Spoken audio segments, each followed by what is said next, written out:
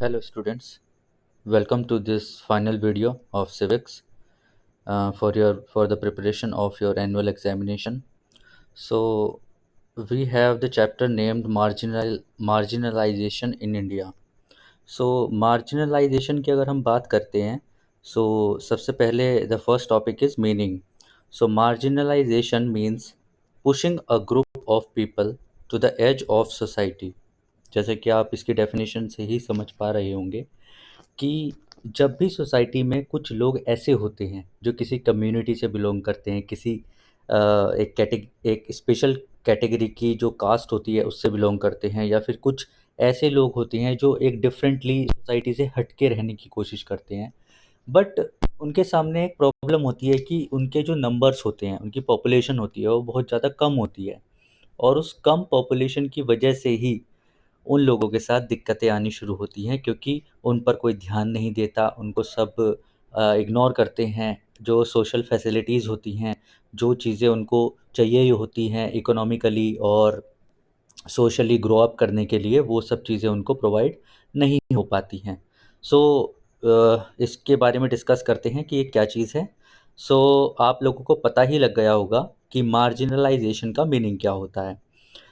अब पहले इसके वर्ड को फोकस करते हैं, मार्जिन। मार्जिन क्या होता है? देखो, मार्जिन आप लोग ऐसे भी समझ सकते हैं। आप अपनी कॉपीज़ के एक मार्जिन लेते हैं कॉपीज़ का, जहाँ से आप लिखना शुरू करते हैं, और वो जो मार्जिन लाइन होती है वही होता है बॉर्डर लाइन। यानी कि सोसाइटी के बॉर्डर के पास में मिलने वाले या रहने वाले कुछ ऐसे लोग जो सोसाइटी से अलग थलग हो गए हैं, सोसाइटी उनको ज़्यादा इम्पोर्टेंस नहीं देती, और सोसाइटी में उनको ज़्यादा फैसिलिटीज़ नहीं मिल पाती हैं। क्यों? क्योंकि वो नंबर्स में भी कम है और उनको कोई ज़्यादा इम्पोर्टेंस देता भी नहीं है, ध्यान नहीं देता है। ओके, अब ये जो मार्जिनलाइज्ड ग्रुप्स होते हैं, ये होते कौन से हैं, देखते हैं। सो अगर आप यहाँ पर देख सकते हैं, अपनी पीडीएफ जो आपको प्रोवाइड की गई थी उसमें भी मेंशन्ड है, और यहाँ पर भी हमारे पास सेम पीडीएफ अवेलेबल है। So who gets marginalized? Adivasi, scheduled caste, minorities, women and people with different cultures and languages. So आप लोगों को पता है, जो आदिवासी लोग हैं वो नंबर्स में इतने ज़्यादा नहीं होते। उनके एथनिक जो कल्चर वैल्यूज़ होती हैं वो अलग होती हैं, उनके कल्चर अलग होते हैं, उनके रूल्स अलग होते हैं, नॉर्म्स अलग होते हैं, और वो जंगलों में रहना पसंद करते हैं। वो जो मेन स्ट्रीम सोसाइटी होती है उसमें आना पसंद नहीं करते हैं। हालांकि अब काफ़ी सारे ट्राइबल जो ग्रुप्स हैं वो सोशल जो स्ट्राटा है उससे टच में आने लगे हैं, वो भी जॉब अपॉर्चुनिटीज़ को अवेल करने लगे हैं, बट एक्चुअल जो उनका जो बेसिक स्ट्रक्चर है वो हमेशा जंगलों में ही हमें देखने को मिलता है। तो आदिवासी लोगों के लिए सोसाइटी में जो इम्पोर्टेंस है वो इतनी नहीं रह जाती। लोग सोचते हैं कि वो जंगलों में रहने वाले हैं, और उनके लिए जो जंगल है वही इनफ है। उनको ज़्यादा फैसिलिटीज़ या फिर और किसी भी टाइप की अपॉर्चुनिटीज़ देने में लोग हिचकिचाते हैं। अब बात कर लेते हैं शेड्यूल्ड कास्ट की। शेड्यूल्ड कास्ट वो कास्ट होती हैं बच्चों, जो कॉन्स्टिट्यूशन यानी हमारे संविधान में शेड्यूल्ड हैं। शेड्यूल्ड का मतलब होता है अनुसूचित। अनुसूची का मतलब होता है एक, हमने एक सूची तैयार की है, एक टेबल ऑफ कास्ट तैयार की है। उस टेबल के अंदर कुछ कास्ट के नाम लिखे हुए हैं। उन कास्ट से बिलोंग करने वाले लोगों के लिए कॉन्स्टिट्यूशन अलग से कुछ प्रोविज़न करता है। वो प्रोविज़न्स उनके इकोनॉमिकल ग्रोथ के लिए, एजुकेशनल ग्रोथ के लिए, अपॉर्चुनिटी के लिए, और साथ में उनके सोशल स्टेटस को बढ़ाने के लिए किए गए होते हैं।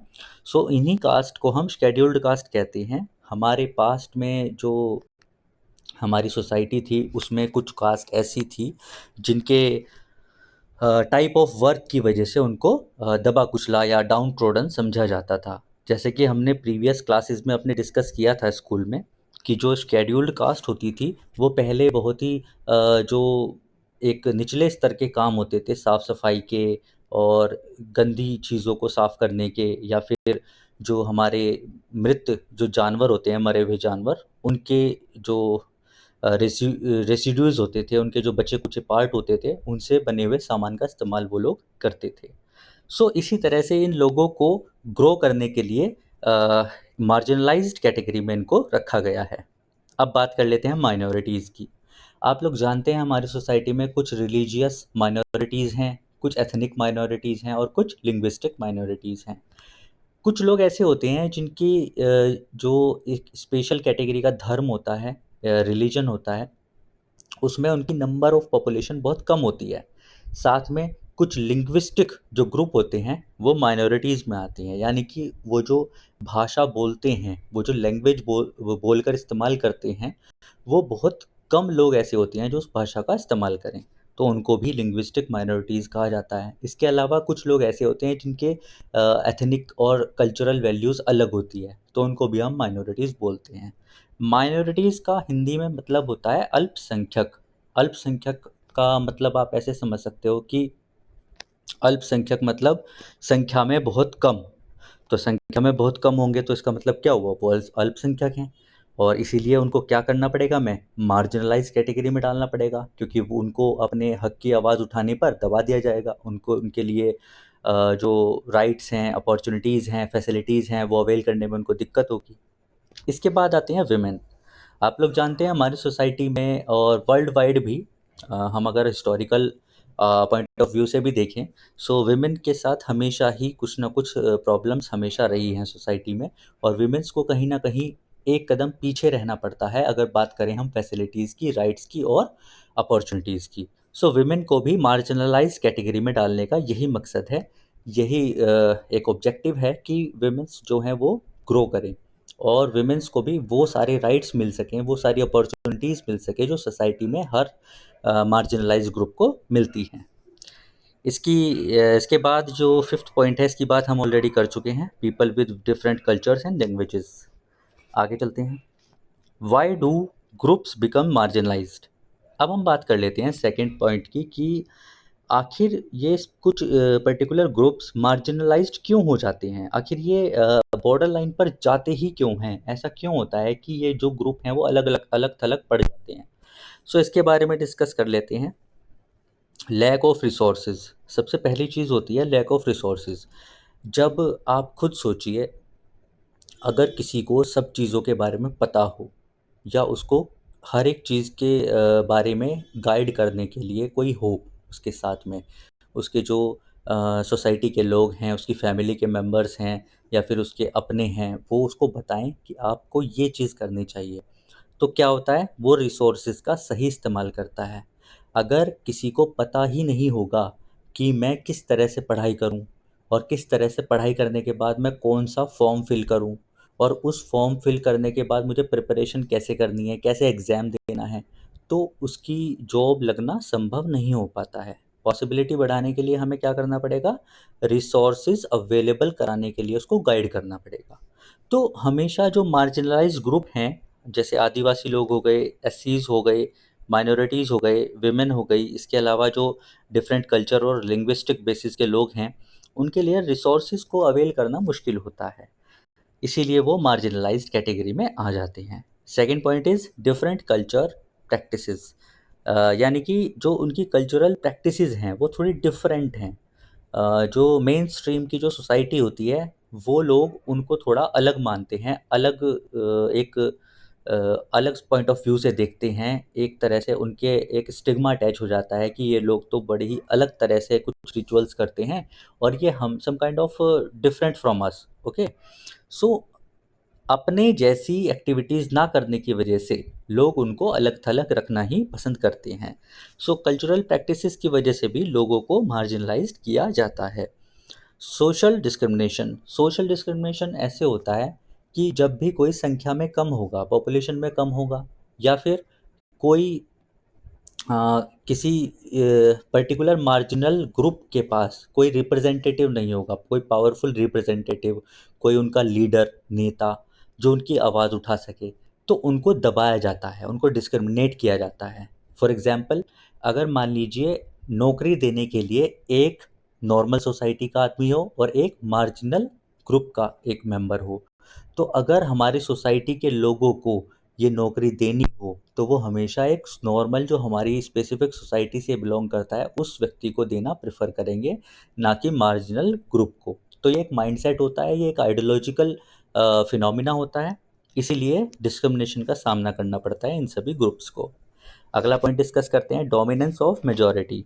सो एक्चुअली में आपने देखा होगा, जो मेजॉरिटी में होता है, जिसकी संख्या ज़्यादा होती है, हमेशा वही डोमिनेट करता है, हमेशा वही अपनी पावर को रिप्रेजेंट करने की कोशिश करता है। सो क्योंकि इनके पास डोमिनेंस के लिए मेजॉरिटी नहीं होती, सो इसीलिए ये लोग कभी भी मेन स्ट्रीम में अपनी इम्पोर्टेंस क्रिएट नहीं कर पाते हैं। इसके बाद आगे चलते हैं, हिस्टोरिकल इनजस्टिस। हिस्टोरिकली भी अगर हम देखें तो पास्ट में जो आपके आदिवासीज़ हैं, एससीज़ हैं, माइनॉरिटीज़ हैं और विमेंस हैं, इनके लिए बहुत सारे डिस्क्रिमिनेटिव सोशल जो ऑर्थोडॉक्सिकल ऑर्डर्स हैं वो क्रिएट किए गए। और आप लोग जानते ही हैं, जैसे कि हमने डिस्कस किया हुआ है, कि हिस्टोरिकली भी बहुत ज़्यादा इन लोगों को लोगों ने सताया है और इनको परेशान किया है, जिसकी वजह से आज भी सोसाइटी में एक स्टिग्मा अटैच है कि इन लोगों को मेन स्ट्रीम में किसी भी तरह की अपॉर्चुनिटीज़ ना दी जाए। सो ये एक गलत बिलीफ होता है, और ये जो भावनाएं हैं इनको हमें हटाना भी चाहिए सोसाइटी से। बट कहीं ना कहीं इन सब चीज़ों की वजह से ही ये ग्रुप आज भी मार्जिनलाइज हैं। लास्ट पॉइंट डिस्कस करते हैं, इकोनॉमिक बैकवर्डनेस। एक्चुअली बात ऐसी होती है कि किसी भी सोशल ग्रुप के ग्रोथ के लिए, उसके एनहांसिव और परफेक्टली उसके मॉडिफिकेशन के लिए इकोनॉमिक बैकग्राउंड का होना बहुत ज़रूरी होता है। इकोनॉमिक का मतलब पैसे से भरपूर, और बैकग्राउंड मतलब पहले से ही हमारे पास अगर कुछ पैसे का एक सोर्स हो, रिसोर्सेज हो। सो आप लोगों को पता है, मार्जिनलाइज ग्रुप जो होते हैं, आप यहाँ पर देखिए, आदिवासी, क्या इन लोगों के पास कोई प्रॉपर्टी, किसी तरह का पैसा, किसी तरह का गोल्ड ज्वेलरीज, ऐसा कुछ नहीं होता। शेड्यूल्ड कास्ट, ये लोग भी बहुत ज़्यादा जो पुअर फैमिलीज होती हैं उससे बिलोंग करते हैं, इनके पास भी कोई बैकग्राउंड इकोनॉमिक स्ट्रक्चर नहीं होता।